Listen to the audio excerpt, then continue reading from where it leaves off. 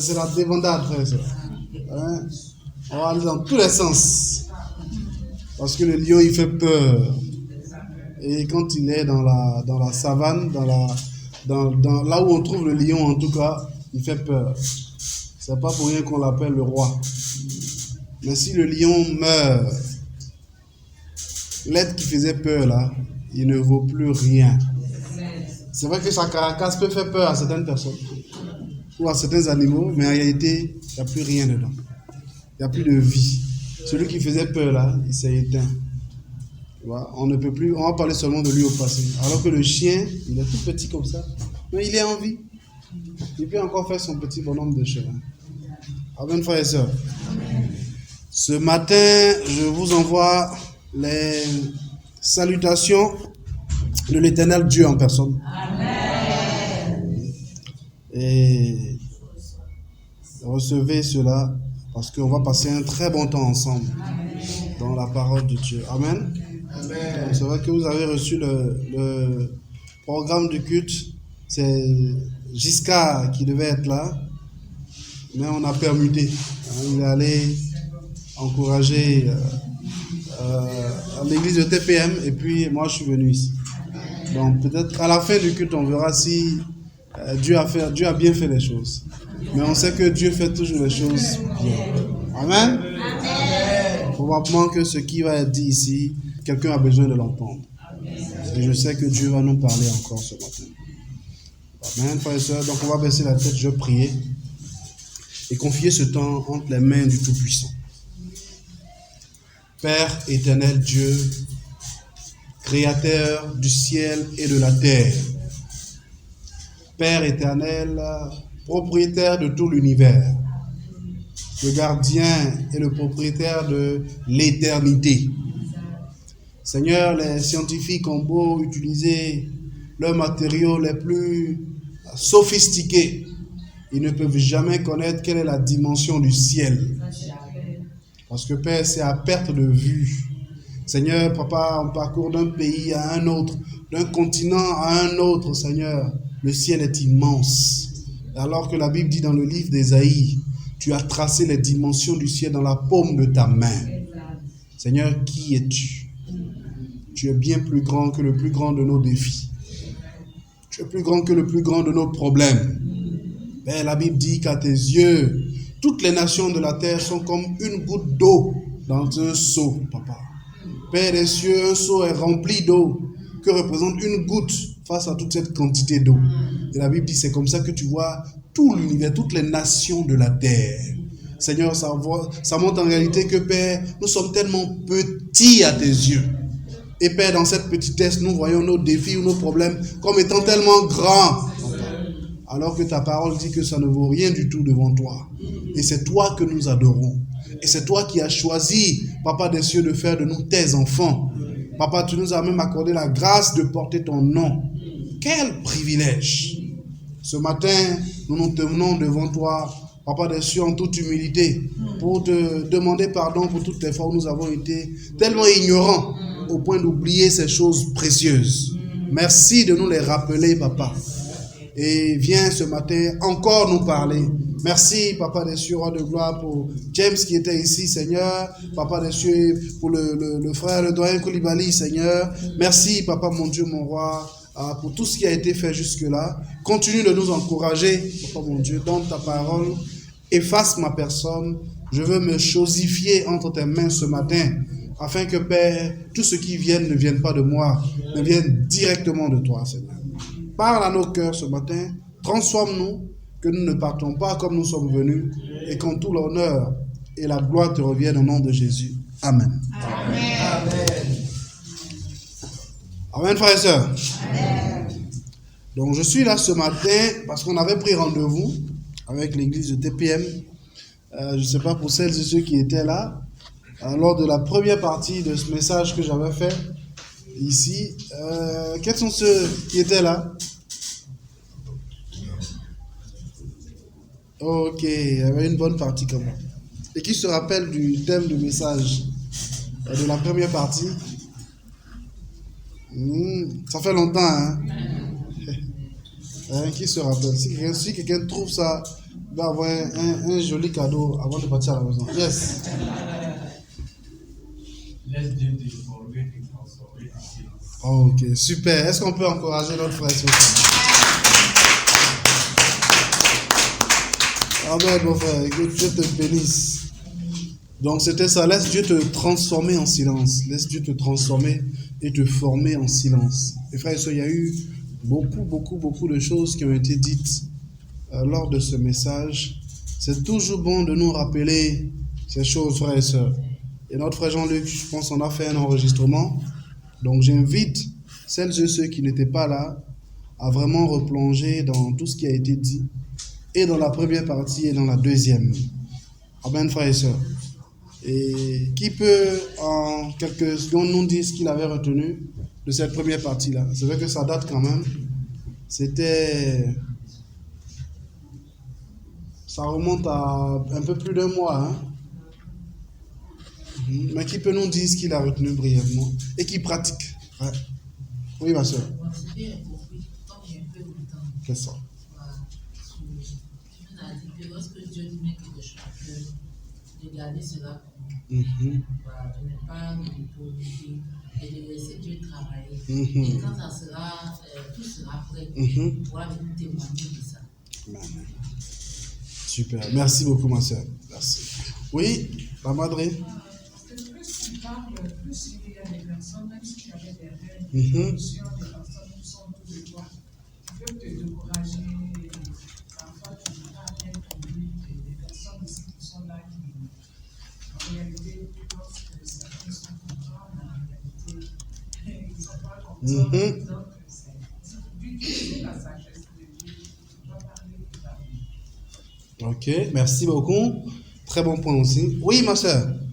Ce que je veux ajouter à tout ça, ce que j'ai compris, c'est que Dieu veut que Dieu reste calme, ne pas m'agiter. Peu importe la situation dans laquelle je serai, je dois rester calme. De toutes les façons, Dieu travaille dans le secret. C'est ça. Dieu travaille dans le secret. Donc il y a des mots-clés qui ressortent, frère et sœur. On a entendu silence, on a entendu secret, on a entendu avoir foi. Amen. Oui, quelqu'un d'autre?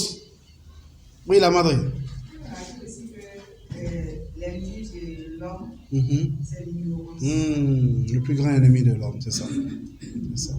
Merci beaucoup. Si je devais résumer la première partie, voici ce que ça donnerait. On a vu que Dieu nous forme et il nous transforme, nous ses enfants, dans le silence et dans le secret. Dieu n'est pas un Dieu bavard.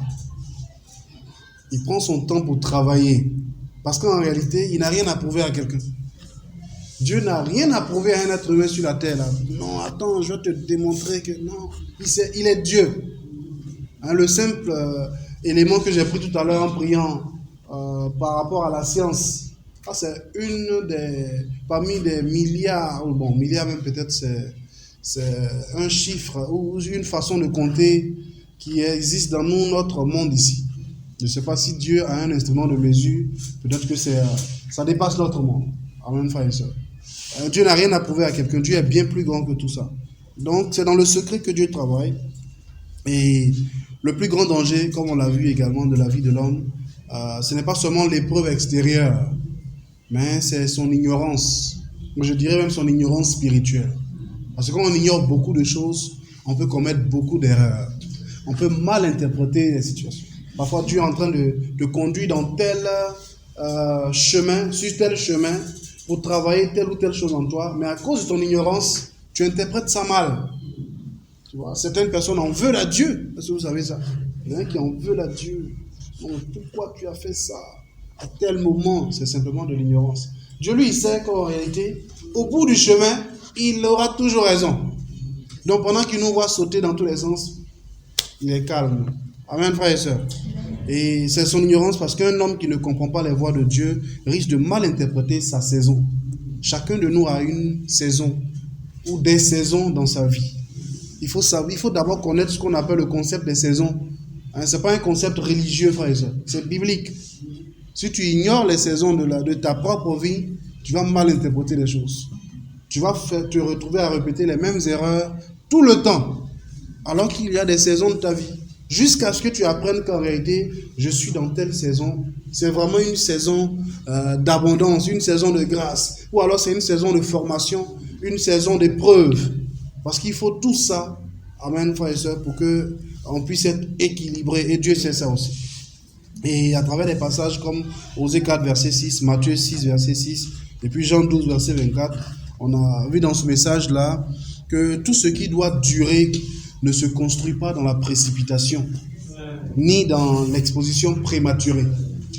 Il sait que les choses qui doivent durer, là, Dieu prend son temps pour préparer ça. C'est pas dans la précipitation. Si tu es trop pressé, comme un artiste Zouglouman le disait, il dit, dans la vie, Dieu met la nourriture de tout le monde au feu. Il dit, non, tous notre nourriture, là, c'est au feu. Je paraphrase. Et il dit, il y a un temps pour que ça puisse cuire. Mais si tu es trop pressé, Dieu va enlever pour toi là au feu, il va te donner. Et si c'est pas cuit là, tu vas manger ça. Hein? Si c'est pas cuit, tu vas manger ça. Et le goût que ça va donner là, c'est toi qui vas assumer. Pour dire qu'il faut être patient avec Dieu. Amen, frères et sœurs.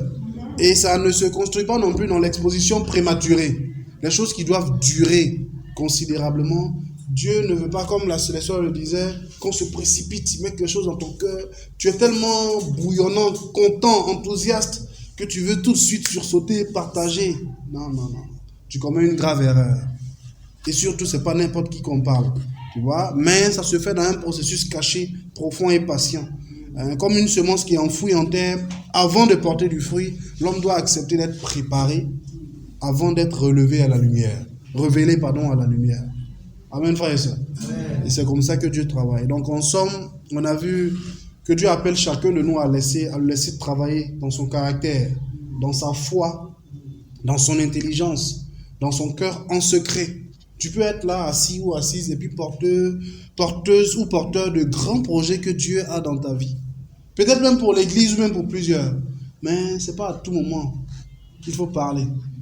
Il faut savoir se taire. Et puis, il faut savoir à qui parler également. Ça compte énormément. Sinon, ça gâte beaucoup de choses. Et tu es obligé de repartir encore à la case départ. Amen, frères et sœurs. Donc, laissons de travailler. Protégeons ce que Dieu dépose en nous. Ne courons pas pour annoncer trop tôt ce que Dieu dépose en nous.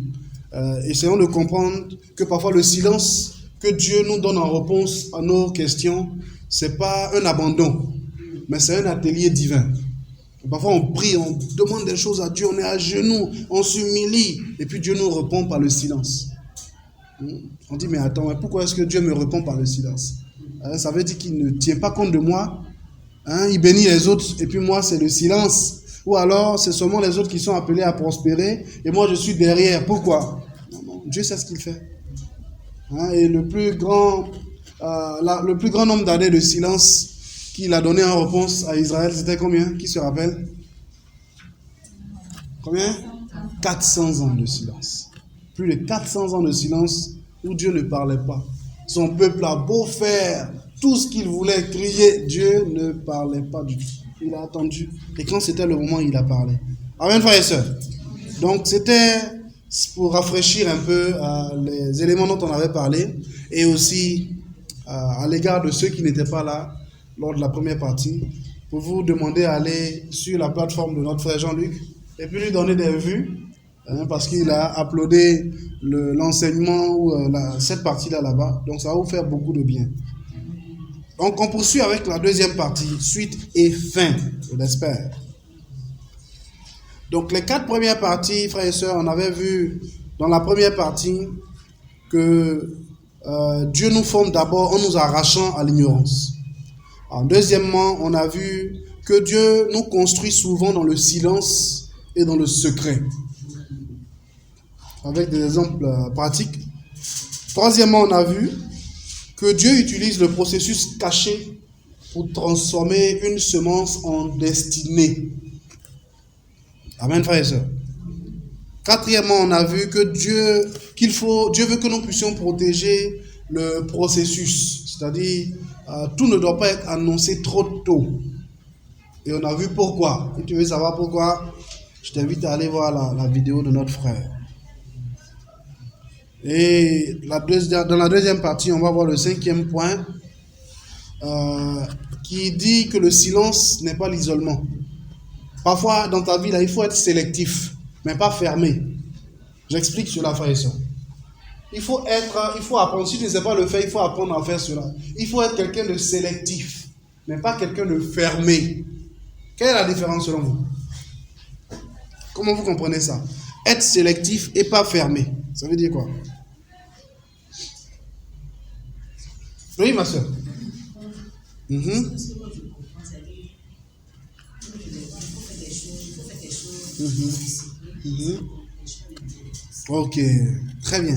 Fais des choses dans le secret, mais ça ne t'empêche pas de demander des conseils. Oui, la madre. faire les choses par priorité. Par priorité, ok. C'est un bon point ici. Oui, j'avais une main levée ici. Oui, il faut savoir à qui parler. C'est très, très, très... Oui, Chantal, tu voulais dire quelque chose? Ok, super. Oui, maman Penny. Ok. Choisir. J'ai pas bien entendu le premier mot. Non, avant ça. Recevoir, voilà, merci. Et puis choisir. Donc, c'est exactement ça. Être sélectif, mais pas fermé. Mon parrain, en son temps, paix à son âme, Paul Okolo disait dans ses messages, don't get me wrong. Pour dire, comprenez-moi très bien. Un disciple a besoin d'être sélectif, mais pas fermé. Tu vois? Ici, on parle en fait de comment Dieu nous forme à travers les circonstances de la vie. Et à travers cette partie du message, je ne suis pas en train de dire qu'il faut, en tant que disciple, refuser tout conseil. Le frère a dit dans son message, je ne parle à personne. Je rejette les mentors. Ou alors, je décide d'avancer seul. Dieu m'a mis des choses à cœur. Maintenant, on ne sait pas qui est qui. On ne sait pas pourquoi est-ce que Dieu a inspiré un tel message. Donc, non, ce n'est pas cette atmosphère-là. Si tu comprends ça comme ça, ce n'est pas bon. Il faut revenir et écouter encore. Et puis, il faut prier Dieu qui te donne la sagesse qu'il faut. Parce qu'il y a une différence entre un conseil et un commentaire. Parfois, on court vers des commentaires en pensant qu'on cherche des conseils. Si tu as la démangeaison d'aller parler de ça à quelqu'un, sache que c'est peut-être un commentaire que tu cherches. Un commentaire pour t'encenser en fait. Tu dis, ah non, tu es sur le bon chemin. Mais parfois, il faut faire une bonne remise en cause et puis chercher plutôt des conseils. Quand tu cherches des conseils, tu es sélectif. Mais tu es sélective. Quand tu cherches des commentaires, tu ne l'es pas vraiment. Tu n'es pas sur le bon chemin. Donc, il faut faire une différence entre les bâtisseurs et les spectateurs. Si tu as besoin de conseils, va vers des personnes qui sont des bâtisseurs et non pas vers des spectateurs. Parce qu'il y a une différence. Il faut faire la différence entre des mentors et des critiques. Parce qu'il y a des gens qui sont de vrais mentors, des frères ou des sœurs, qui vont t'écouter attentivement, calmement, et puis prendre le temps de t'orienter sur ce que Dieu a mis en toi, sur ce que Dieu t'a mis en cœur. Mais d'autres qui sont très critiques peuvent prendre ça différemment. Numéro 1, ça peut susciter de la jalousie dans le cœur de la personne à qui tu parles. Toi, tu viens avec ton projet, avec ce que Dieu t'a mis en cœur, tu es tout enthousiaste. Souvenez-vous de Joseph. Tu es rempli de zèle et tu es en train de parler pour toi, tu es en train de développer là quelque chose de bon. Et donc celui ou celle que tu as en face va vraiment acquiescer et puis t'aider. Alors que tu es en train de s'aimer de la jalousie dans le cœur de l'autre sans le savoir. Oui, sans le savoir. Et c'est ce qui est arrivé à Joseph. Il était tellement content quand il finissait de rêver. Il venait dans son innocence. Ah non, mais voici ce que Dieu m'a mis à cœur. Demain, je vais devenir telle personne. Vos gerbes là vont venir s'incliner devant la mienne. Le soleil, la lune vont venir s'incliner devant moi. On dit, mais ce petit-là, il se prend pour qui? Parfois, d'autres n'auront pas l'honnêteté suffisante de dire ça en face. Mais te montreront un visage en train de sourire alors qu'au fond, il y a de vilaines choses. Amen, frères et sœurs. Il faut faire attention. Et donc, il faut faire attention aussi, il faut faire la distinction entre ceux qui affinent et puis ceux qui distraient. Il y a des gens qui vont t'affiner à travers leurs conseils. Il y a d'autres qui vont essayer de te distraire. Pour ne pas que tu ailles jusqu'au bout. Parce que si tu vas jusqu'au bout, c'est toi qu'on va voir. C'est toi qui seras élevé demain. En réalité, ce que je dis est tellement vrai parce que tu ne peux rien faire contre ça. C'est la nature même de certaines personnes. Vous savez ce qu'on appelle la méchanceté gratuite? Il y a des gens qui sont méchants naturellement. Tu ne leur as rien fait. Rien fait. Tu ne leur as rien fait. Mais eux, ils sont comme ça, méchants naturellement. Il n'y a rien qu'on peut faire contre ça. Peut-être c'est Jésus. Si un jour ces personnes étudient la Bible, deviennent disciples, peut-être pourront avoir des cœurs transformés. Et même malheureusement, certains disciples se laissent prendre à ce piège. Je ne parle pas uniquement des gens du monde. Même dans l'église, on peut en trouver. C'est dommage. Mais bon, ce n'est pas étonnant parce que l'église, c'est un hôpital. Il y a tous les malades ici. Amen, frère et soeur. Il y a tous les malades. Donc, il faut laisser Dieu vraiment te soigner, te guérir. Et c'est Jésus qui a dit ça. Il dit, je ne suis pas venu appeler à moi ceux qui se sentent en bonne santé, mais ceux qui sont malades. Donc, nous tous qui sommes ici, là, nous sommes tous des malades. On est dans l'hôpital de Jésus. Donc, il faut t'assurer que ton traitement, là, tu le suis véritablement. Là, c'est clair que tu vas guérir. Mais si tu prends ton traitement et tu ne le suis pas bien, aujourd'hui, tu prends les médicaments, demain, tu ne prends pas, on te dit, ok, fais ceci, fais cela, et puis tu joues avec ça, tu vas être un malade qui n'a pas une santé stable. Aujourd'hui, ça va, demain, ça ne va pas. La raison est que tu ne suis pas bien ton traitement. Tu inobserves effectivement ce que le médecin te donne. Et notre médecin, là, c'est Jésus. Amen, frères et sœurs. Donc, tu peux partager ta vision, mais pas avec tout le monde. Tu peux demander conseil, mais pas à n'importe qui. Et comme Jacques le dit, il dit quoi? Si vous avez besoin de sagesse, demandez-le au Père Céleste. Au Père d'en haut, qui envoie toutes les bonnes choses d'en haut. Amen, frères et sœurs. Si tu ne sais pas à qui, vers qui te tourner pour demander conseil, Dieu dit, il n'y a pas de problème.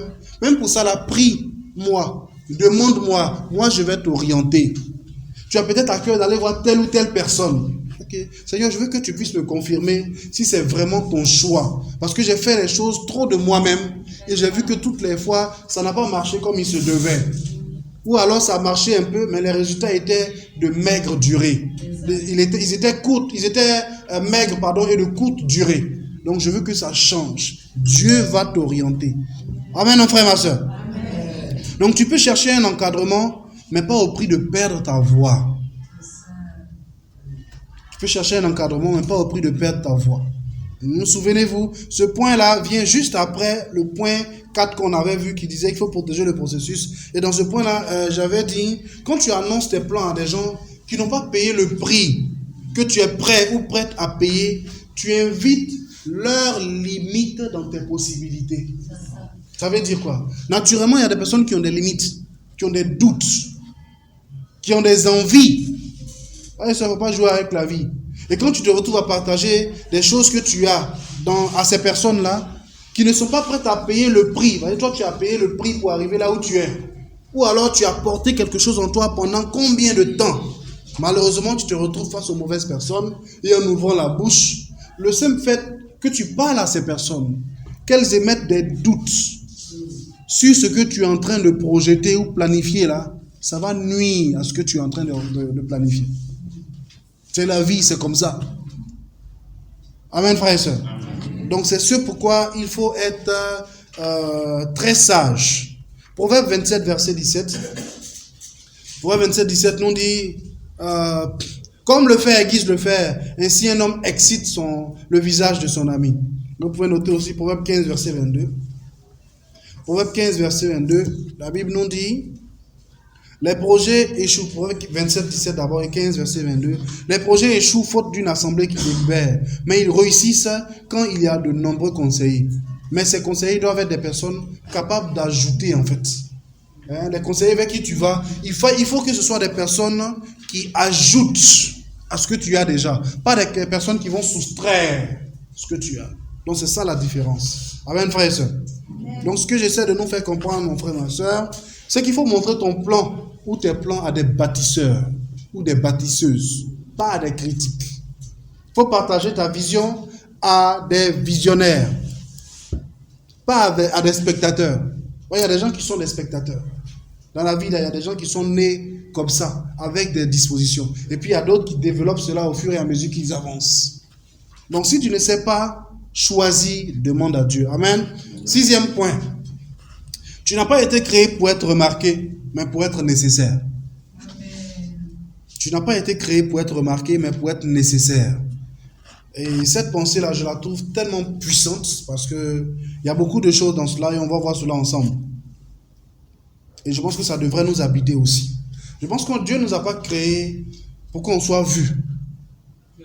Dieu ne t'a pas créé pour que tu sois vu, mais pour que tu sois utile. Dieu sait que également tu es nécessaire dans le plan que lui il a. On n'est pas indispensable dans le plan de Dieu. On est juste nécessaire. C'est pas que Dieu a tellement besoin de nous. En réalité, c'est une grâce qu'il nous fait. Amen, frères et sœurs. Il faut comprendre que peu importe ce que tu traverses ou peu importe ce que tu as vécu jusqu'à ce jour, tu n'es pas un accident. Tu vois, non, tu n'es pas une erreur. Tu n'es pas une parenthèse malheureuse de l'histoire. Hein? Tu portes un mandat en toi. Parfois on oublie ça. Vraiment, je suis sous le poids de tellement de choses. Vraiment, je ne sais même pas à quoi ma vie là me ressemble. Est-ce que je passais du temps avec un frère marié hier qui était en train de m'ouvrir son cœur sur les défis qu'il a, sur les défis qu'il a avec sa femme et lui-même. Et puis, il est en train de remettre tellement de choses en cause. Il y a eu des choses entre eux et ils ne sont pas assis pour régler. Et comme ils ne sont pas assis pour régler, lui, il ne veut pas parler de ça non plus. Sa femme aussi ne veut pas parler de ça. Et donc, ils sont là dans la maison comme des colocataires. Avec des enfants et tout ça. Eux, ils savent que c'est des enfantillages. Quand tu veux parler à l'autre, tu envoies un SMS et tout ça. Et puis, malheureusement, il y a beaucoup de choses qui sont en train d'entrer dans son cœur. Et c'est en train ce n'est pas en train de lui faire du bien. Et donc, je lui ai dit, tu sais quoi? Il y a beaucoup de choses que tu commences à remettre en cause. Mais dis-moi, avant que cet incident-là n'arrive, comment est-ce que tu voyais la vie? Comment est-ce que tu voyais ton mariage? Comment est-ce que tu voyais tes enfants? Comment est-ce que tu voyais ta famille et autres? Tu avais de grands rêves, de grands projets. Bizarrement, tu commences à remettre un certain nombre de choses en cause. Tu sais ce qui fait ça? C'est l'orgueil et puis le péché. Parce qu'en réalité, ce qui est arrivé en vous, qui n'est pas vraiment grand-chose. Je dis que l'un ou l'autre n'a pas tué quelqu'un. C'est des choses qui arrivent. La dent et les dents et la langue là, se marchent dessus. Ce sont des partenaires qui sont dans notre bouche. Mais il arrive que parfois, tu es en train de manger un bon morceau et puis tu attends, et puis tu fais comme ça te fait mal. Mais tu ne coupes pas ta langue là pour mettre quelque part. Ça reste ensemble. Tu es obligé de faire comme ça. Parfois même la blessure là se mélange à ce que tu es en train de manger là et puis mon cher, tu finis, tu avales tout ça. C'est pas la nourriture le problème. C'est toi qui n'as pas été très prudent. Et puis c'est arrivé. Mais c'est la vie. Donc je lui ai dit, tu vois, c'est une plaie qui est là. Et tant que vous n'êtes pas en train de la traiter, ça ne va pas vous faire du bien, ça va s'infecter. Actuellement, tu es à tel niveau au moment où je suis en train de parler avec toi. Mais imagine combien de temps tu as mis avant de venir t'ouvrir pour en parler. Parfois, il y a des plaies qui sont très trompeuses. Il dit quoi? J'ai dit oui, il y a des plaies qui cicatrisent très vite. Il faut faire attention à ces plaies-là. Parfois, la plaie en bas n'est pas vraiment guérie. Et comment tu sais ça? Quand ça tape quelque part. C'est là que tu sens que, je pensais que la plaie était guérie. Mais en réalité, elle n'est pas guérie. Mais elle a besoin d'être ouverte pour que tu puisses bien traiter ça. Donc, le chemin sur lequel vous êtes en train de partir, c'est dangereux. Répare-moi ça très vite. Ça va te faire du bien. Il dit, vraiment, j'avais besoin d'entendre ça. Je vais prendre le défi. On va parler. Et tu vois. Et Dieu a dit, pose-toi la question de savoir à qui profite le crime. C'est pas à Dieu que ça profite. Que vous soyez chacun de votre côté. C'est le diable qui aime ça. Et il est en train de vous encenser. Nulle part, tu vas voir quelqu'un te donner le conseil d'envoyer un SMS pour parler à celle ou à celui avec qui Dieu t'a uni. Amen, frères et sœurs. Donc, on porte quelque chose en nous. On n'est pas des accidents. On n'est pas des erreurs. Peu importe tout ce qui arrive dans notre vie. Amen. Jérémie 1, verset 5. Jérémie 1, verset 5 dit, « Avant que je t'ai formé dans le ventre de ta mère, je te connaissais. Avant que tu sois sorti de son sein, je t'avais consacré. » Et c'est Dieu qui le dit ici, frères et sœurs. Jérémie 1, verset 5. « Avant que je t'ai formé dans le ventre de ta mère. » Waouh, frères et sœurs. Quand je dis qu'on n'est pas une erreur et qu'on est des champions, vous savez... je pense que j'ai déjà partagé ça peut-être la première fois ici, mais je vais revenir dessus. Qui sait combien de spermatozoïdes il y a lors d'une fécondation? Combien de candidats il y a? Qui peut nous donner un nom? Oui? Ok, oui? 300. Un seul, on va dire un seul. Et toi? 200 à 300 millions. 200 à 300 millions, ok?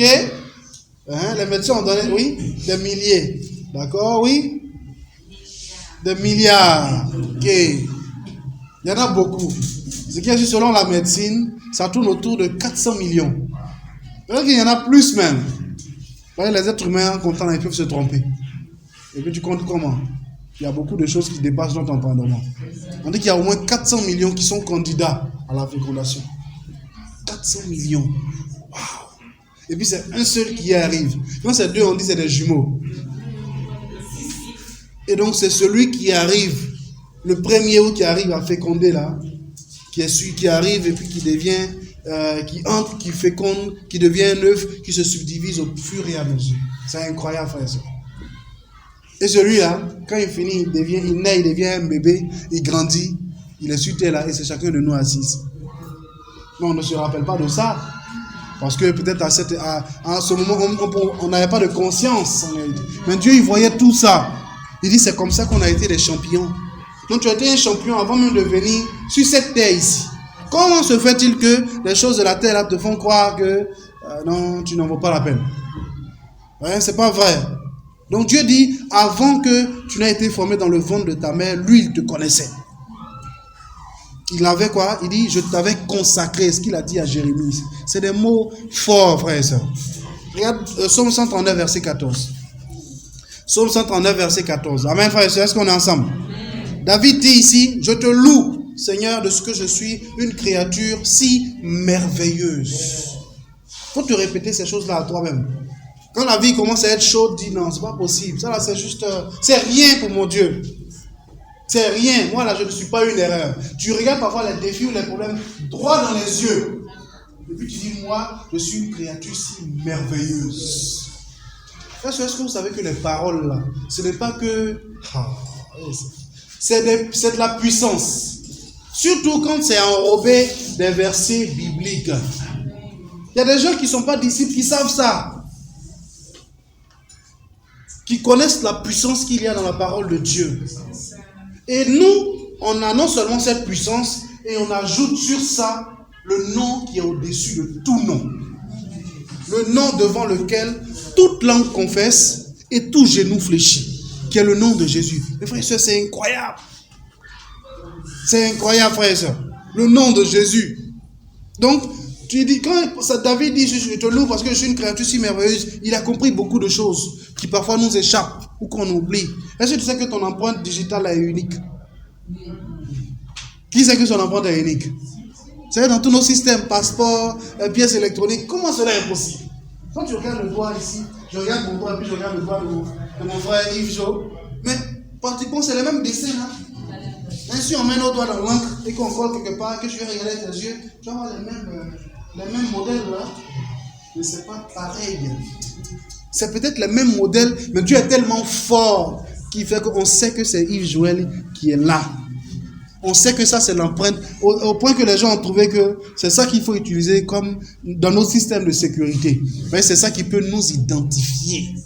Quand tu vas en voyage, tu arrives à l'aéroport, on dit mets tes mains ici. Tu mets tes doigts là, mets tes doigts ici. Tu mets tes doigts là et tout de suite, tout ce qu'il y a sur toi là sort. Si on appelle mon frère Jean-Luc et qu'il vient mettre ses doigts là, ce ne sont pas les informations de Herbert qui vont sortir. Ce n'est pas possible. Ce sont ces informations à lui. Amen, frère et soeur. Et c'est Dieu qui fait ça. Même ta voix est unique. Il y a des voix qui se ressemblent. Il y a des gens même qui sont des imitateurs de voix. C'est vrai. Mais tu as beau imiter les voix des gens, tu as toi-même ta voix que Dieu t'a donnée. Et ça là, tu ne peux pas changer ça trop longtemps. Certains ils font ça parce que c'est de leur travail. Imiter la voix d'un tel, mais tu as ta voix à toi. Amen, frère et soeur. Si on prend plusieurs couples mariés, on les mène à un endroit et qu'on dit aux femmes, appelez vos maris. Mais appelez-les par le même mot. Chacune doit appeler son mari en disant chéri. Si maman qui s'est dit chéri, tonton qui s'est dit va savoir que c'est sa femme qui l'a appelé. C'est comme ça, c'est bizarre, mais c'est comme ça. Hein? Si Alida dit chéri, James va savoir que c'est Alida qui l'appelle. Parce que c'est sa voix. C'est comme ça que Dieu fait. Donc, même ta voix est unique. Ton appel est unique. Et la perspective que Dieu a mis dans ta vie est unique aussi. Donc, pourquoi est-ce que tu cherches l'approbation des gens qui ne marchent pas sur ton chemin? Amen, mon frère et ma soeur. Donc, ce que j'essaie de dire ici, c'est que beaucoup de personnes sont très douées. Et elles ont perdu des années à attendre qu'on leur dise qu'elles sont prêtes. Je reprends ce que j'ai dit. Il y a des gens qui sont très doués, très talentueux, mais qui ont perdu tellement d'années à attendre la validation des autres pour dire non, mon frère, je pense que tu es prêt maintenant. Ma soeur, je pense que tu es prête. Alors qu'en réalité, tu es prêt depuis longtemps. Tu es prêt depuis longtemps. Tu aurais pu commencer depuis très longtemps, mais c'est parce que tu as eu une mauvaise lecture. C'était entendu longtemps qu'on leur ouvre une porte, qu'on leur donne une chance, alors qu'elles avaient déjà tous les outils réunis pour bâtir quelque chose de durable. Est-ce que ça te parle ce matin? C'était entendu longtemps qu'on leur ouvre une porte, alors qu'elles avaient tous les éléments nécessaires pour créer leur propre porte. Et tu avais ta clé parfois, mais tu cherches et tu cherches. Si cela te parle, alors prends-y de la graine. 7e point, et ça c'est l'illustration d'un monsieur, un technicien dans une entreprise qui est devenu PDG. Comment se fait-il? Technicien de surface. Qui connaît un technicien de surface? Oui? Il fait l'entretien, il nettoie les vitres, tout ça. Il y a une grosse société de technologie qui était implantée dans un pays. Une grande société, bien avec des vitres et tout ça, un peu comme ce qu'on voit au plateau, les gratte-ciel. Et ils développaient là-bas des applications informatiques, des solutions informatiques pour plusieurs de leurs clients. Et cette histoire-là, vous allez voir le secret, la formation et la préparation. Il y a un homme qui travaillait dans l'ombre, il était un technicien de surface, il n'avait pas un poste prestigieux. Vous voyez, être technicien de surface, contrairement à un manager ou un directeur de tel département, c'est carrément le jour et la nuit. Et il n'était pas quelqu'un qu'on célébrait, il n'était pas quelqu'un qu'on applaudissait. Mais il a décidé un jour, il dit, pour le moment je vais apprendre ce que... Chaque fois que je viens, je nettoie les bureaux, je vois les gars là travailler, je suis tellement impressionné. Mais je ne sais pas comment je vais faire.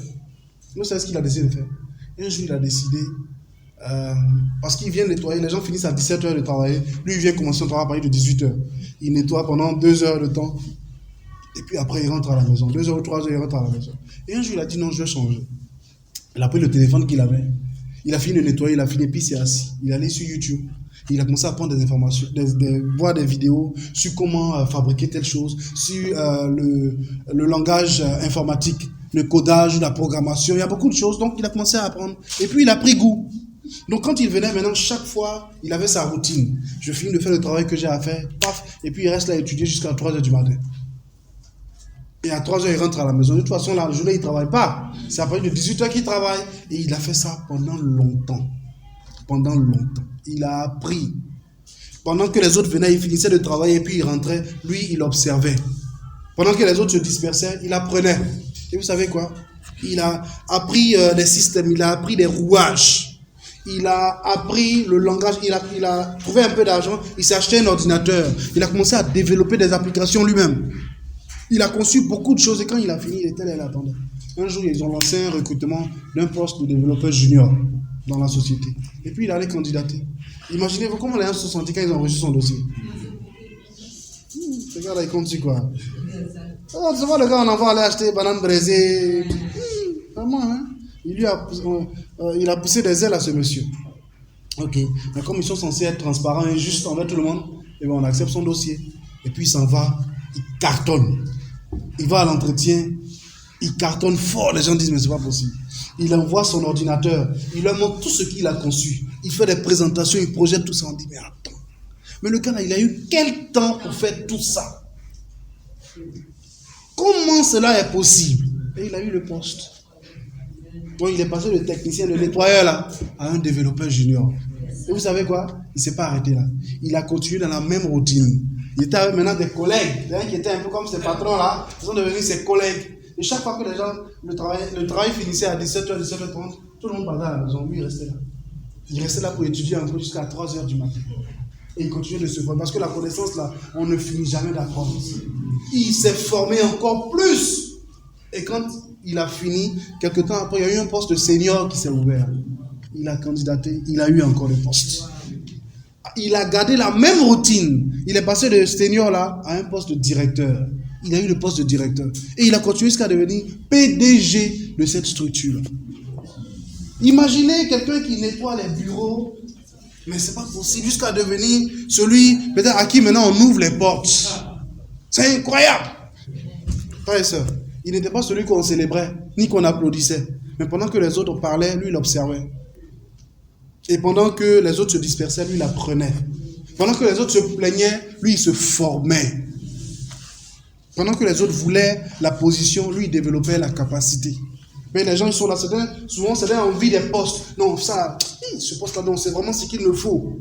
Mais pour que ça puisse être donné là, il faut que tu sois capable de gérer.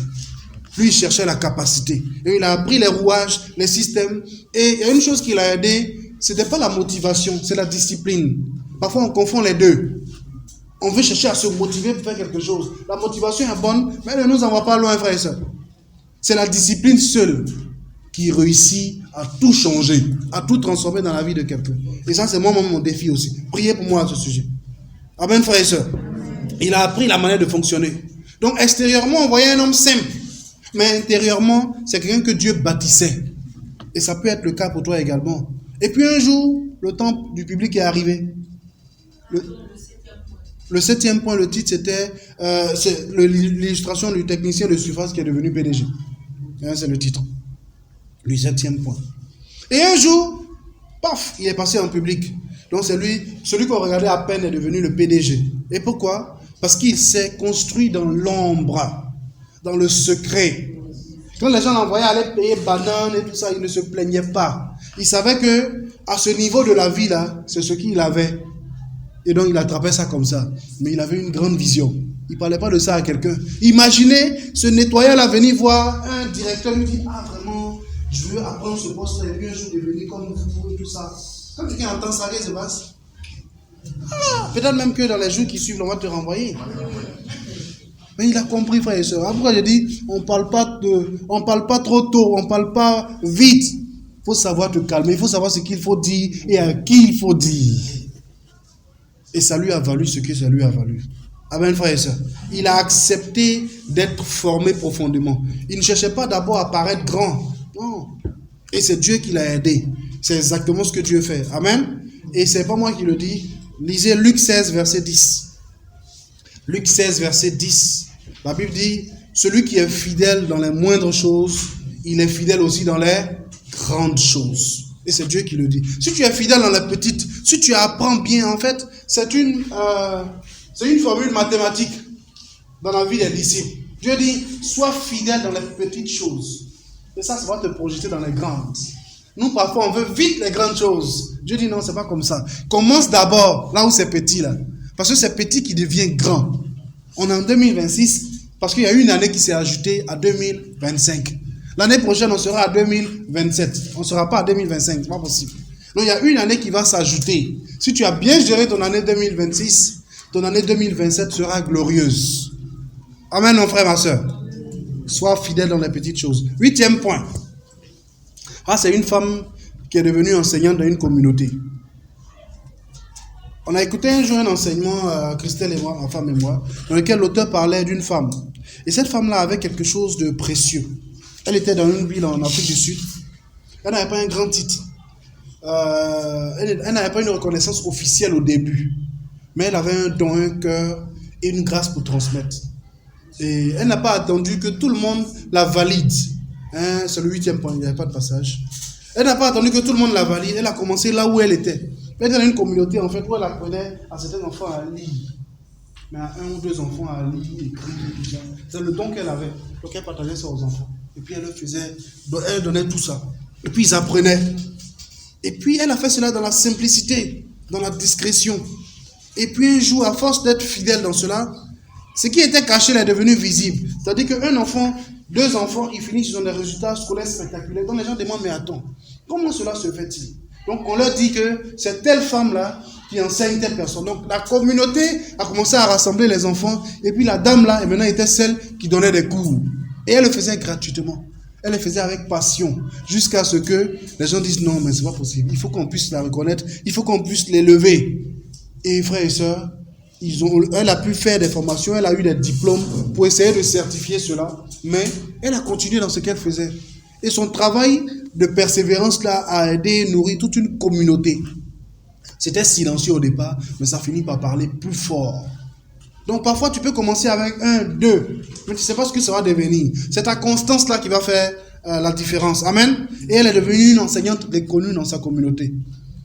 Qu'est-ce que Dieu fait? Amen. Il forme, il t'affine, il te transforme, et puis quand c'est bon, il t'élève. C'est ce qui s'est passé avec Élie.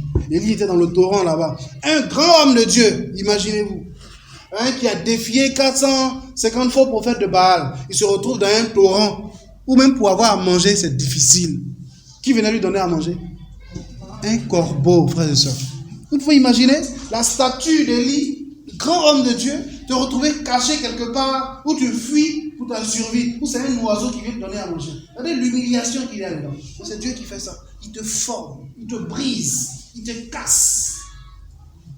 Et puis après, quand c'est bon là, il t'élève encore. Amen, frères et sœurs. Et Dieu sait pourquoi il fait cela. Vous notez Matthieu 25, verset 21. Matthieu 25, verset 21.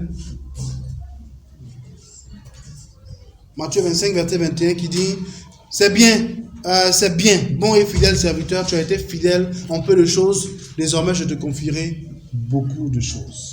Il faut que nous puissions entendre cela un jour de la part de Dieu, qui nous soit adressé. Amen, frères et sœurs. Matthieu 25, verset 21. 9e point, il faut tomber amoureux du processus, pas seulement de la promesse. Il faut tomber amoureux du processus, pas seulement de la promesse. Frères et sœurs, tout le monde veut la moisson, mais peu de gens aiment labourer. Les gens veulent la récolte, mais il n'y a pas beaucoup de gens qui sont prêts à aller semer ou labourer la terre. Beaucoup de personnes veulent la couronne, mais très peu de personnes aiment la croix. Alors que pour avoir la couronne, il faut passer par la croix d'abord. Il faut passer par la souffrance. Tout le monde veut la scène, mais peu de gens aiment les coulisses.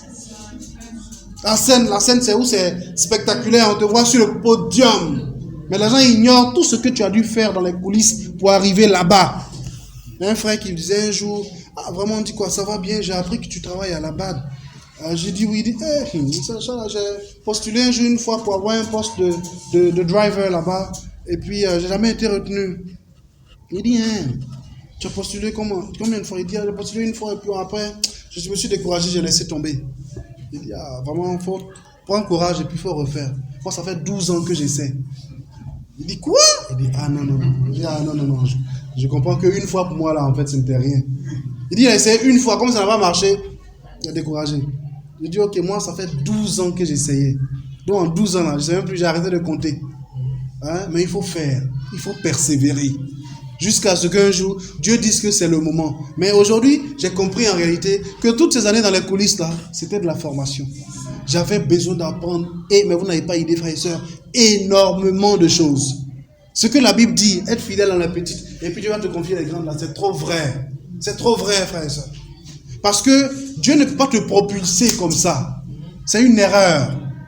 Il ne peut pas te projeter. Ça ne va même pas te faire du bien toi-même. Donc parfois, on envie ou on lorgne des choses qui ne sont même pas pour nous. Ça veut dire que tu n'as pas les dispositions nécessaires pour héberger ça actuellement. Si Dieu te donne ça, tu vas devenir fou. Tu vas devenir folle. Ça va te perdre. Ta vie de disciple là, va voler aux éclats. Or, ça là, ça coûte très cher à Dieu. Donc, il préfère prendre le temps de te former d'abord. Et que demain, quand il estime que tu es au bon niveau, il te positionne. Je disais ça à un frère, je dis, tu sais quoi? Dans ces genres d'institutions-là, avant qu'on ne puisse y travailler, il y a tout un long processus de recrutement. Tu vas passer par tellement de couches d'entretien, de ceci ou de cela. Et parfois, tu te retrouves face à un panel où ce sont des experts dans leur domaine. Donc, tu peux venir leur raconter n'importe quoi. Et tu sais quoi? Il y a des écoles où tu dois aller, où il y a des diplômes que tu dois faire, que ces gens que tu vois assis dans des panels d'entretien, là, ils ont déjà fait. Donc, il y a des codes qui existent. Ils peuvent te poser certaines questions sur un certain nombre de choses. Si tu n'as pas fait papier de ça, là, tu ne sauras pas comment répondre. Tu ne peux pas. C'est pas des... Je veux dire qu'en fait, Dieu nous bénit, mais il nous forme, il te donne des compétences Il donne la capacité. Est-ce que tu sais que l'Esprit de Dieu peut t'orienter sur une formation même que tu vas faire? Parce que ce diplôme, tu auras besoin de ça pour obtenir tel travail. Moi, ça a été mon cas. Amen, frère et soeur. Et dans tout ce que tu apprends, Dieu va te guider. Parce que si tu n'as pas appris d'abord, tu ne vas pas aller raconter n'importe quoi aux gens. Quand tu vas ouvrir la bouche, les gens disent non, celui-là, il ne sait même pas de quoi il parle. Enfin, il veut nous séduire. Il a le CV là. Les gens peuvent prendre des CV d'autres personnes, maquiller, faire comme si c'est pour eux. Mais souvent, on met ça de côté et puis on te prend comme ça et puis vous parlez d'homme à homme. Hein, en Côte d'Ivoire, on dit quoi? On appelle ça comment? Fa. Et puis on te pose des questions maintenant pour voir si tu connais vraiment. Parce qu'en réalité, on veut t'envoyer à un poste de responsabilité. On ne va pas mettre un incompétent ou une incompétente là-bas. Et Dieu sait ça. Il ne veut pas que tu ailles gâter son nom là-bas. Il ne veut pas que tu ailles te ridiculiser toi-même là-bas. Donc c'est pour ça que tu passes par le creuset. Amen, frères et sœurs. Est-ce que ça te parle ce matin? Amen. Donc sans processus, il n'y a pas de capacité durable. Donc si tu ne peux pas apprécier le processus, tu ne pourras pas supporter la pression de la plateforme. Frères et sœurs, quand tu apprécies le processus, tu sais que non, quand tu comprends que, ah non, Dieu est vraiment en train de me former, ou alors Dieu est vraiment en train de nous former, tu apprécies et tu aimes le processus. Tu ne restes plus fixé sur la finalité. Ah non, Dieu va me donner ça là à la fin. Non. Tu profites du parcours et du voyage avec Dieu tout au long. Quelqu'un disait que le succès, ce n'est pas un événement. C'est une succession de décisions cachées. Hein, c'est se lever quand on n'a pas envie. Regardez le fait d'évangéliser. Est-ce que vous pensez qu'en tant que disciple, c'est tous les jours qu'on a envie d'aller évangéliser? Non. Notre chair là nous demande de faire autre chose. Mais il faut marcher contre ça. Il faut ramer à contre-courant. Hein, c'est étudier. Il dit le succès, c'est étudier même quand on est fatigué. Il m'est arrivé parfois d'étudier la Bible avec des amis d'études où j'étais épuisé complètement. Parfois, tu es en train d'étudier même. Tu lis des versets et puis tu es en train de dormir. Et ton corps même est épuisé. Tu te reposes un peu et puis tu reviens. Mais tu as besoin de ça. Quand j'étais étudiant, je faisais des cours à domicile. Je faisais un gombo au port. Quand je finis au port, je vais donner des cours à domicile à la cité Arras, Trècheville ici. Et puis, un jour, j'étais en train de donner des cours à une fille. Et puis, après ça, j'avais passé presque 3 jours sans dormir. Donc, j'étais en train d'étudier. Et puis, je commençais. Et puis, j'entends la petite fille dire, hé, tonton, tu dors. Je dis, hé, ma fille, pardon. Je suis allé prendre de l'eau, j'ai lavé mon visage rapidement. Et puis, je suis revenu. Je me rappelle, j'étais dans un bus comme ça. J'avais attrapé la rame dans le bus, là. Et puis, j'étais au niveau de la vitre. Et puis, mon front a cogné la vitre. Boum! Puis, je me suis réveillé. Et puis, il y a un monsieur qui était là. Il dit, oh, jeune homme, tu manques de sommeil, hein? Il dit, hé, tonton, je ne sais même pas comment tu as fait pour savoir ça. Mais c'est la vérité. Il fallait faire plusieurs gombos à la fin. C'était pas facile, mais tu le fais parce que tu as besoin de ça dans la période, dans la saison où tu te trouves. C'est pas quelqu'un qui va aller prendre ça pour te donner. Amen, frères et sœurs. Et donc, tu te disais, pour les fois où je le faisais avec des habits d'études, le gars doit être baptisé, donc il faut donner tes dernières forces. Et continuer même quand tu es découragé. Amen. Et il dit que le succès, c'est pratiquer même quand personne ne te regarde. Et ça, c'est très important. Parfois, on veut que les regards soient sur nous, soient braqués sur nous. Non, c'est pas toujours que les regards ont besoin d'être braqués sur toi pour t'encourager. Toi-même, il faut te motiver, il faut te discipliner, tu vas aller loin. Galates 6, verset 9, on dit, Galates 6, verset 9, ne nous lassons pas de faire le bien, car nous moissonnerons au temps convenable si nous ne nous relâchons pas. Il dit, Galates 6, verset 9, ne nous lassons pas de faire le bien, car nous allons moissonner au temps convenable si nous ne nous relâchons pas. Donc il dit, fais du bien, moissonne, faire du bien, continue. Il y a un temps qui va arriver, je préfère dire, il y a une saison qui va arriver, où ça sera non pas la saison de la semence, mais où ce sera le temps pour moissonner. Donc mathématiquement, il y a des saisons dans nos vies où on sème, où on laboure. Il y a une saison qui arrive où on fait quoi? Où on moissonne. Et quand tu finis de moissonner là, c'est l'élévation après. Et puis, ça revient encore te retrouver à la saison où tu dois s'aimer encore. Quand tu comprends ça, tu vis bien et tu es à l'aise. Tu étudies bien tes saisons parce que ta saison, l'enchaînement de tes saisons là, c'est pas pareil que pour les autres. Tu peux être toi dans ta saison où c'est le moment de labourer. Et puis l'autre, il est dans sa saison où il est en train de moissonner. Mais quand tu comprends pas ça, tu te dis, mais attends, c'est pas possible. Pourquoi c'est moi qui suis en train de labourer, s'aimer, pendant que l'autre est en train de profiter? Frère et soeur, J'ai pour coutume de dire que Dieu a créé le soleil pour qu'il puisse briller le jour. Il a créé la lune pour que la lune brille la nuit. Chacun brille quand c'est son tour. La lune n'est jamais en compétition contre le soleil, ni le soleil contre la lune. Chacun brille quand c'est le moment. Donc il ne faut pas regarder quelqu'un à côté. Quand ton tour viendra de briller là, tu vas briller fort. Et ça va se faire même dans des situations incroyables. Laisse les gens parfois même te mépriser ou te minimiser. J'ai une amie qui travaille au Sénat de Côte d'Ivoire. Et puis, elle me disait, ah, mais ça fait longtemps on s'est vu. Je dis, ah, je ne suis plus là où tu es là. Ah, mais pourquoi il fallait me dire ça depuis et tout. Et puis, on causait, on échangeait. Et puis, elle me partageait les difficultés qu'elle avait ou qu'elle a là-bas. Et je lui partageais les miennes aussi. Tiens, donc tu as été dans tout ça là. Il dit, oui. Mais j'étais là calme. Parfois, même, je laissais les gens rire, se moquer. Non, c'est pas grave. Vas-y, fais ce que tu as à faire. Dis tout ce que tu as à dire. Et Dieu dit, c'est quoi? Dieu s'est tellement fait les bonnes choses que le jour, eux, ils ont décidé de faire des revalorisations. C'est-à-dire que les gens travaillent dans un endroit, ils attendent peut-être 10, 12 ans avant d'avoir peut-être des réelles augmentations de salaire. Alors que on voit que ça se fait pour un groupe de personnes qui tournent autour de celui qui est le boss. Ça veut dire que ce sont ces gens autour de lui là qui sont dans le bon quoi en fait. Et limite même les gens vous narguent parfois. Parce que tu les vois se retrouver dans le bureau de boss, boire les champagnes et tout ça. Tu vois les cartons qu'on dépose à côté. Alors que quand tu te laisses, tu vas voir le boss, il dit non, bon tu fais, je viens d'être nommé, le chef de l'État vient de me nommer, donc je suis là il n'y a pas longtemps. Il n'y a pas longtemps, 3 ans, 4 ans, il n'y a pas longtemps. Alors qu'en réalité, il y a beaucoup de personnes qui en profitent. Mes frères et sœurs, c'est le triste constat dans beaucoup de sociétés aujourd'hui. C'est un groupe de personnes qui en profitent. Moi, je lui disais, tu sais quoi, dans tout ce chaos-là, moi, je suis là tranquillement. Dieu m'a dit, il ne faut même plus parler. Il ne faut plus te plaindre. Parce que ce qui te retardait là, c'était ça, tes plaintes. Peut-être que c'est légitime, mais ça ne l'est pas devant Dieu. Parce que lui, il sait que tu es dans un processus. Et j'ai arrêté de me plaindre. J'ai dit à ma femme, tu sais quoi, il ne faut plus te plaindre. Je suis arrivé dans un nouveau service où, quand la boss a vu que, ce gars-là, il aime faire ce travail et il est compétent, tout était sur moi, pratiquement. Et les autres se reposent. Tout était sur moi. Donc au départ, je dis, mais attends, mais c'est pas normal.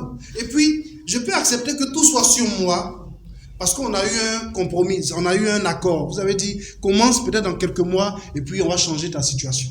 Mais je suis dans ça, 6 mois après, rien. 9 mois après, rien. Quand je vais vous voir, vous changez le langage. Ça fait 1 an, frère et soeur, dans ça. Je dis, mais attends, on s'était entendu sur quelque chose au départ. Bon, tu sais. Parce qu'en réalité, on se dit quoi? Si on prend quelqu'un du dehors, on va le payer pour ça. Toi, tu es déjà dedans, et puis on a vu que tu aimes, et puis tu sais faire. Est-ce que tu as dit non? Tu fais. On te paye déjà, non? Donc, tu veux qu'on te donne 2 fois. Normalement, on doit t'en donner, parce que tu fais un double travail. Mais on ne te donne pas.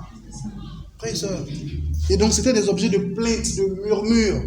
C'était normal, effectivement, que je me sente comme ça, parce que ce n'est pas juste. Mais dans le milieu professionnel, ce n'est pas toujours tout qui est juste. Et je me suis tué. Je faisais désormais les choses avec joie. Au point que les gens me disent, attends, mais il ne se plaint plus, il ne parle plus. Non, frère et soeur. J'étais même devenu parfois, je faisais le travail de photographe. Avant, on prenait un photographe à l'extérieur, on lui donnait de l'argent. Et maintenant, on dit, non, Jean-Philippe, tiens, voilà un appareil photo, on a payé. Tiens, il faut faire. C'est pas grave. Je portais mon costume. On va à l'hôtel Ivoire pour des événements. Quand les autorités arrivent, les photographes se rassemblent dans un endroit, et puis tout le monde prend des photos, et puis après on les laisse s'asseoir. J'étais au milieu de frères et sœurs. Quand Dieu, le photographe est assis, tous sont à genoux comme ça. Je suis dans mon costume, au palais des congrès, et puis aller chanter et prendre une photo. Les collègues qui sont là, ils sont assis sur la table. Ils ne regardent même pas, frères et sœurs. C'est là tranquille. Et puis en fait, ils sont choqués, quoi. Tu vois, au point que souvent le DG envoie un message à ma boss. Ah non, dit à Jean-Philippe, c'est bon, il a pris trop de photos, c'est bon maintenant. Non, ne vous gênez pas, je suis là pour ça. Je suis là, je me suis sapé, pas pour m'asseoir pour manger à vous. Non, je me dis, et puis où les photographes sont là, je m'assois là-bas. Et puis allez, on est assis en cours, soyez tranquille. Jusqu'à ce que Dieu fasse bim. Et je lui dis, tu sais quoi, Dieu s'est fait tellement les choses que, après presque 10-12 ans, où ils ont décidé qu'ils vont augmenter un peu sur l'argent des gens, là, c'est dans cette période-là que Dieu a ouvert les portes. Donc les gens ne comprennent pas. En fait, c'est scandaleux, c'est choquant. Donc on me dit, mais attends, tu vas où? On est en train d'augmenter, on est en train de chercher à revaloriser, on va doubler ton salaire, on va faire ceci, on va faire cela, et puis toi tu t'en vas. Je dis, non, c'est pas grave. Mais c'est pas grave. C'est pour ça que les gens pensaient que je partais au Canada, frère. Parce qu'ils disent, mais attends, tu vas laisser tout ça là et puis tu t'en vas où? Je dis non, Dieu m'a mis à cœur que c'est le moment de partir. En fait, c'est de la folie pour d'autres. Et je ne leur ai pas dit où je partais. Parce qu'encore une fois, vous rappelez, Dieu dit quoi? C'est pas tout le monde, c'est pas parler vite. Non. Pendant 2 semaines, je ne sais pas si j'ai parlé ça la dernière fois, 2 semaines, j'étais assis comme ça. Et puis on faisait les projets pour 2025. Ah voilà, on va faire ceci, voilà, on va faire cela. Alors que 2 semaines avant, j'avais déjà eu mon approbation de l'autre côté, les papiers signés et tout. Donc il fallait attendre 2 semaines pour ne pas tomber sous le coup d'une loi ivoirienne qui dit quand tu reviens des congés, tu ne peux pas démissionner. Tu attends 2 semaines et puis tu démissionnes. Donc frère, je me sentais parfois un peu hypocrite.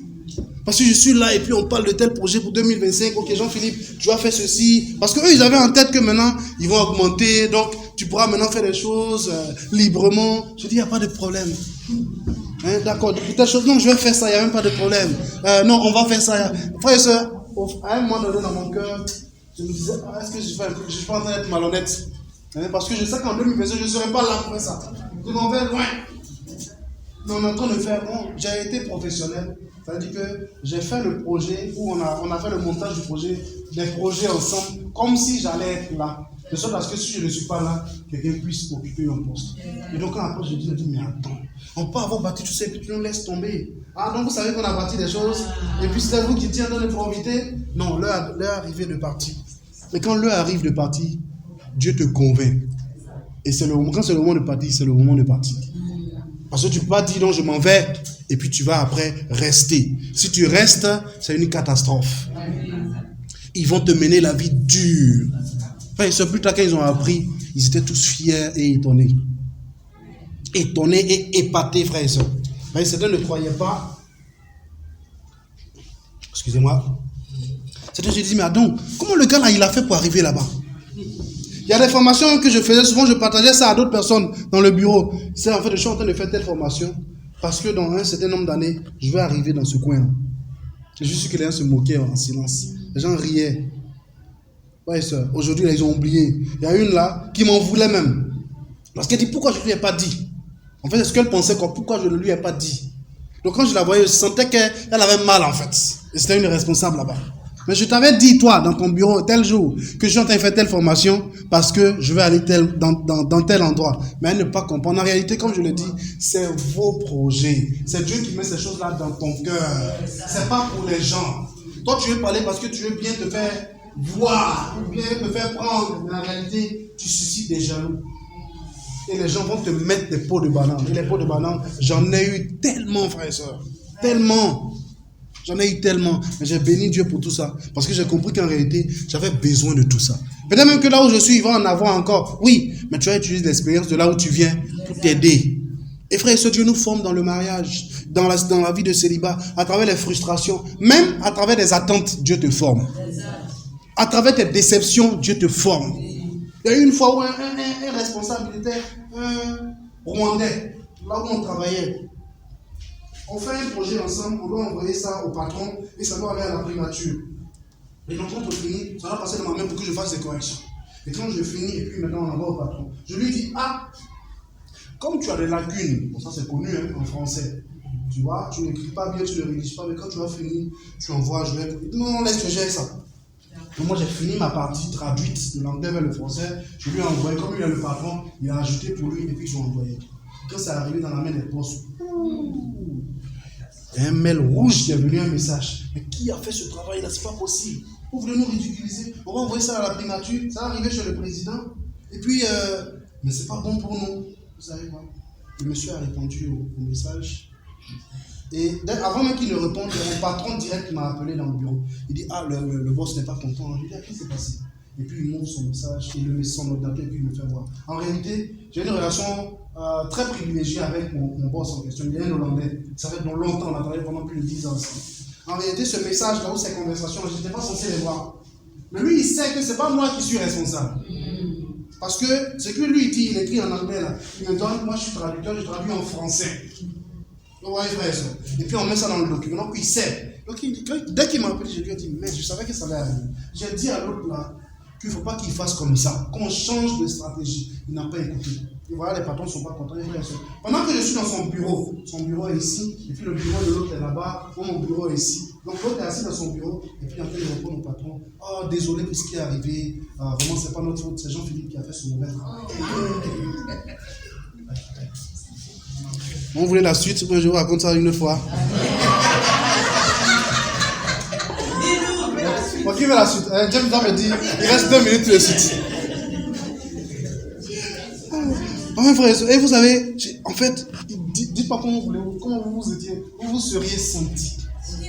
J'ai dit que tu es là avec ton patron, et puis un autre responsable, un autre patron, en train de mentir dire des choses qui ne sont pas vraies sur toi. En même temps, tu n'es pas censé savoir ça. C'est-à-dire que tu n'es pas parmi les patrons pour avoir une telle information. Si ce n'est pas un patron qui aime ton affaire, il ne va jamais te dire. Mais tu sais ça. Chia! Je suis là et puis frère, et puis j'ai dit à mon patron, mais boss, il est en train de raconter des mensonges. Il dit oui, je sais. Lui aussi, il ne peut pas répondre en prenant ma défense. Donc c'est compliqué. Et puis je suis allé m'asseoir. Et puis quand il a fini d'envoyer son mail, puis il sortait son mail. Hé, madame, on dit quoi? Ça va?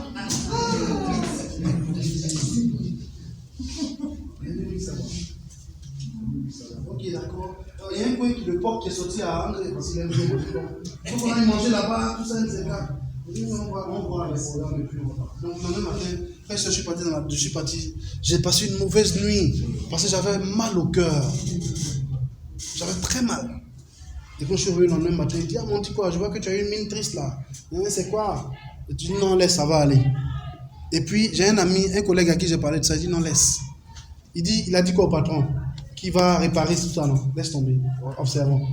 Donc il a pris le travail, il a dit au patron, non, c'est Jean-Philippe qui a fait. C'est Jean-Philippe qui a tout gâté. Laissez-moi, mais je vais réparer. Okay. Il a pris le travail, c'est assis.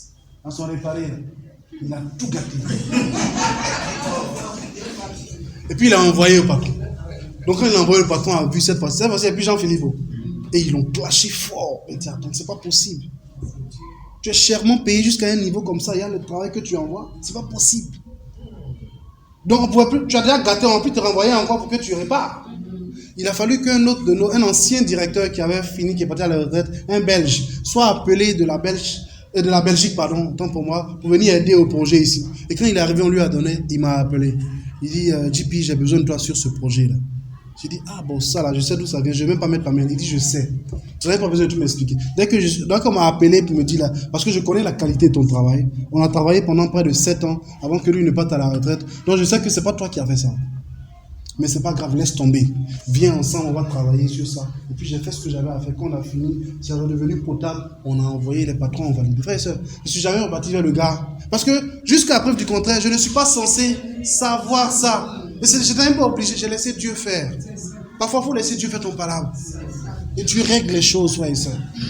Plus tard, quand il était étonné aussi, frères et sœurs. Souvent, c'est comme ça que Dieu confond les gens. Ça va te faire mal sur le coup. Mais je pense que c'est Dieu même qui a voulu que mon boss m'appelle dans son bureau ce jour-là pour que je voie ça. Et il y a eu beaucoup d'autres situations comme ça que je vous épargne parce que le temps joue contre nous. Donc pour les couples mariés, Dieu peut t'apprendre à écouter, à te taire au bon moment. Dans une dispute entre ton mari et ta femme, quand ça commence à chauffer ou le ton des voix commence à monter, il faut que l'un de vous décide d'apaiser la situation. Tu acceptes soit d'être le feu ou la glace. Parce que si ta femme est en train de parler et que le ton monte, et que toi également, l'homme, tu n'apprécies pas que le ton monte, ça va faire 2 feux. Feu sur feu, ça fait quoi?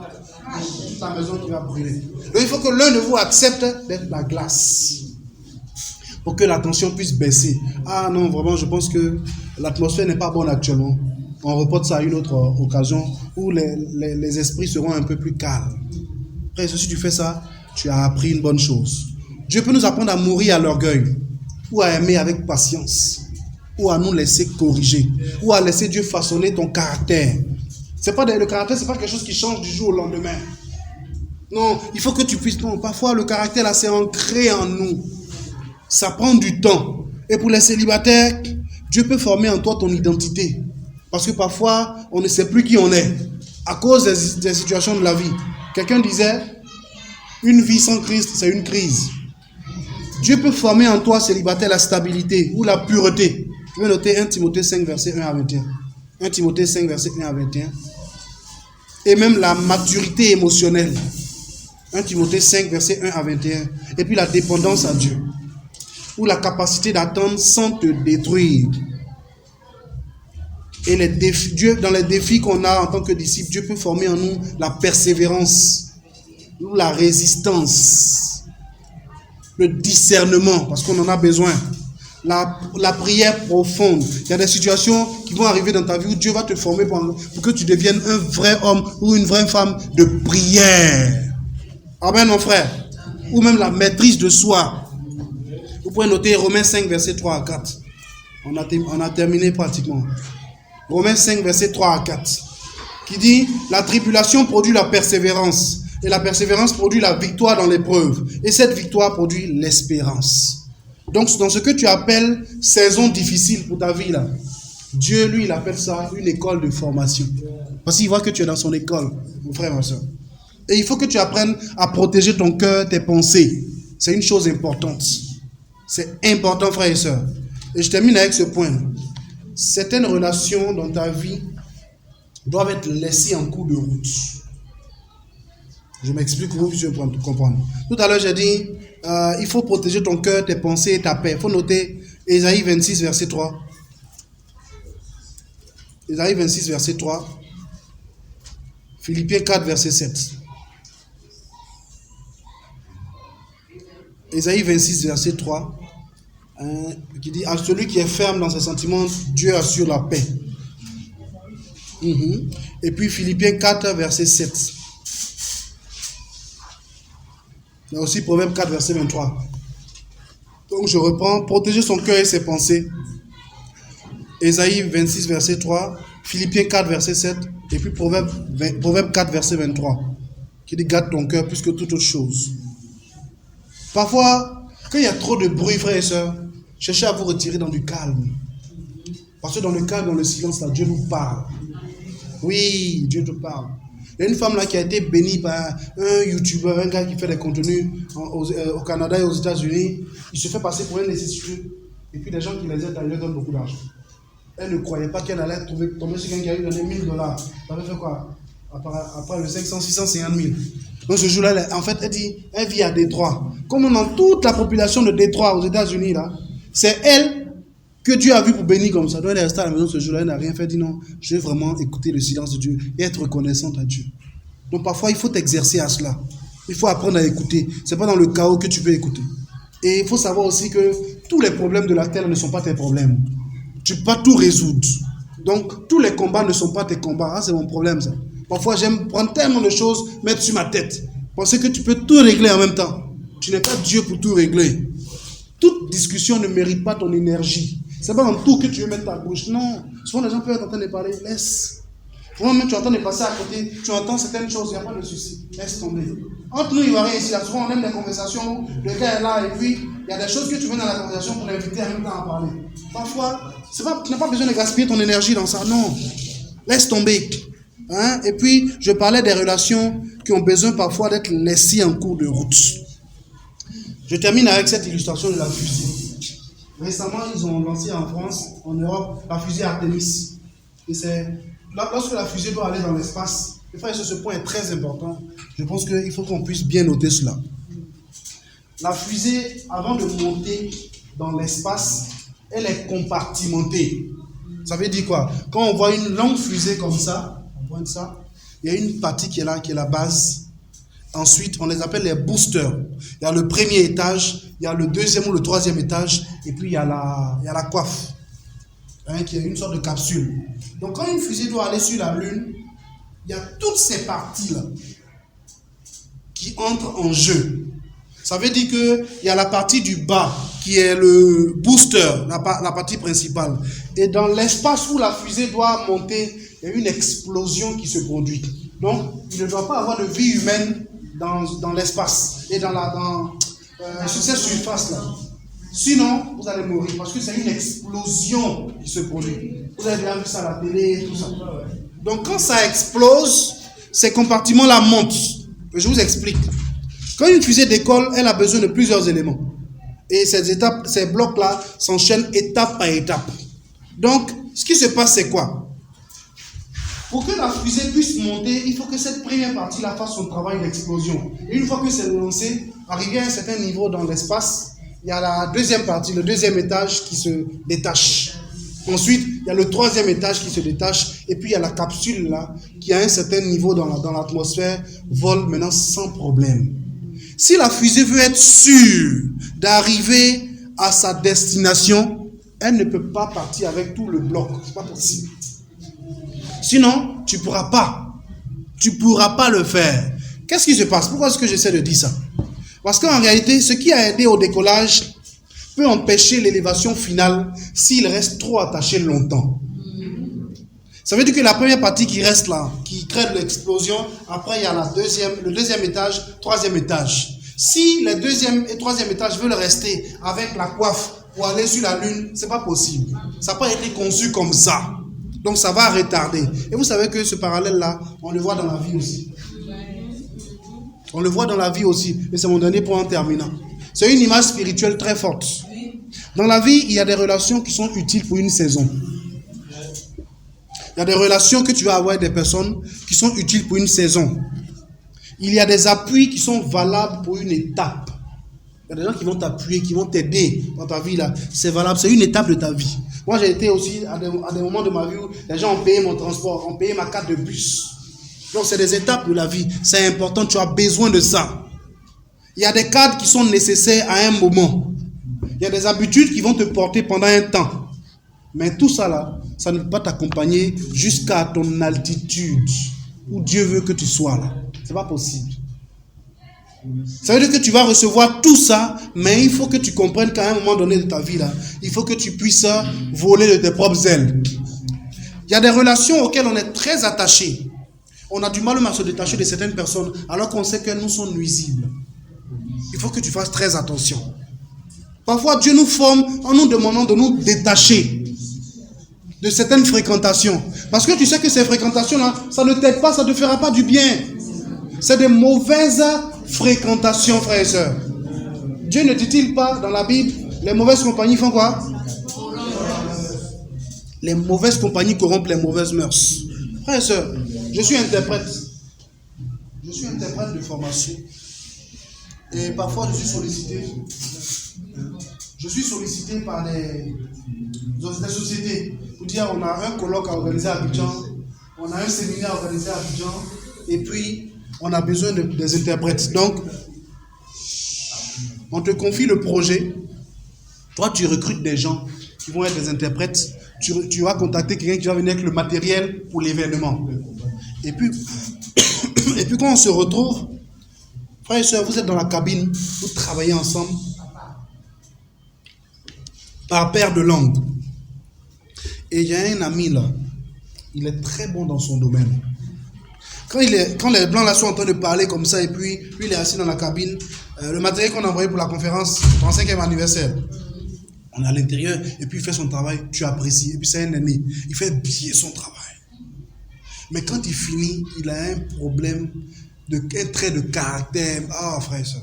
C'est-à-dire que quand on finit, souvent on est dans des conférences ministérielles, où tu vois des ministres et autres, d'autres pays, ils sont en train de finir, à la pause par exemple, ils sont en train de parler, tout ça.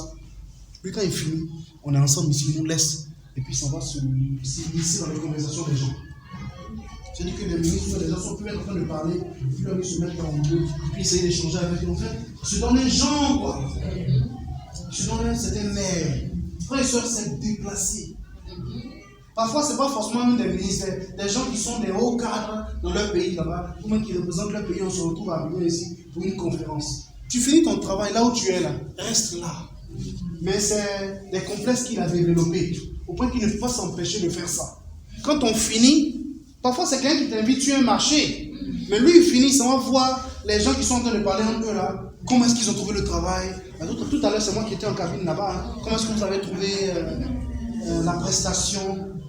Et puis après, quand l'événement finit, les gens nous font des retours pour dire ce gars-là, on ne veut plus le voir dans votre vie. Sinon, ça allait faire le marché. Le frère, on m'a dit ça à tellement de reprises. Mais je sais que le gars, il a besoin de ce travail parce qu'il a une famille. Donc tu fais comment? J'ai essayé d'attirer son attention. Il y a beaucoup d'autres collègues qui ont des sociétés qui lui ont fermé les portes. Parce qu'en fait, c'est un trait de caractère, c'est vilain en fait.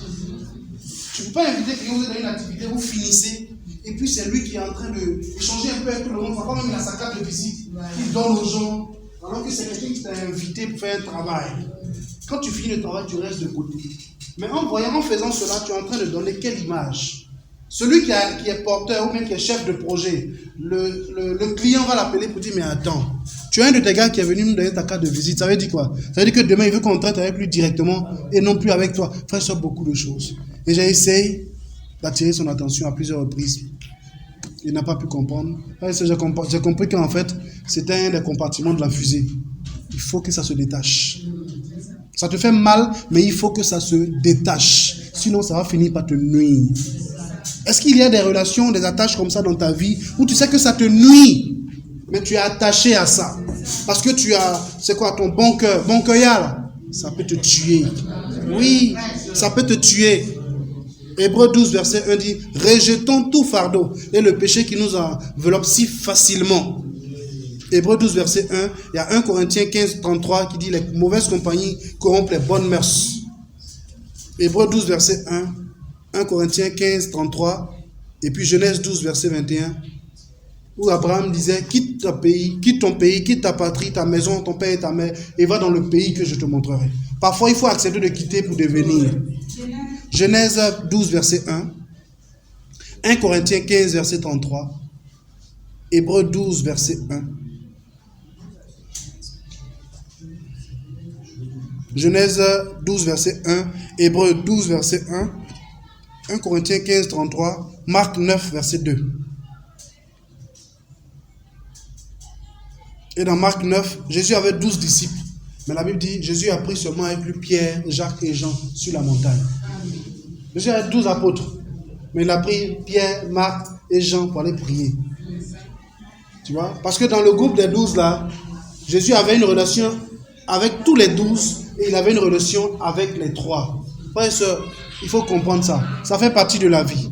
Si tu veux être élevé, il faut que tu comprennes cela. Il faut que tu vois comment Dieu nous forme. C'est le message que j'avais pour nous, frères et sœurs. Dieu nous appelle à nous laisser former, transformer et nous établir en silence. Le silence, ce n'est pas un vide pour Dieu. L'arrogance détruit, mais la connaissance la sauve. La foi est la plus grande de toutes nos richesses. Le silence protège le processus. La semence que Dieu a mis en toi, elle a besoin de terre. Elle a besoin d'être enterrée quelque part et d'obscurité et de temps pour pouvoir porter son fruit. Il faut apprendre les saisons qu'il y a dans ta vie. Amen, frères et sœurs. Tout le monde ne doit pas avoir accès à ta destinée. Certaines attaches ou relations de ta vie doivent être laissées pour te permettre de monter plus haut. Et ce qui est plus important dans la vie, là, ça se prépare dans l'ombre. Amen, frères et sœurs. Le message a été un peu long, je l'admets, mais je pense que Dieu avait besoin qu'on entende ça. Que Dieu vous bénisse.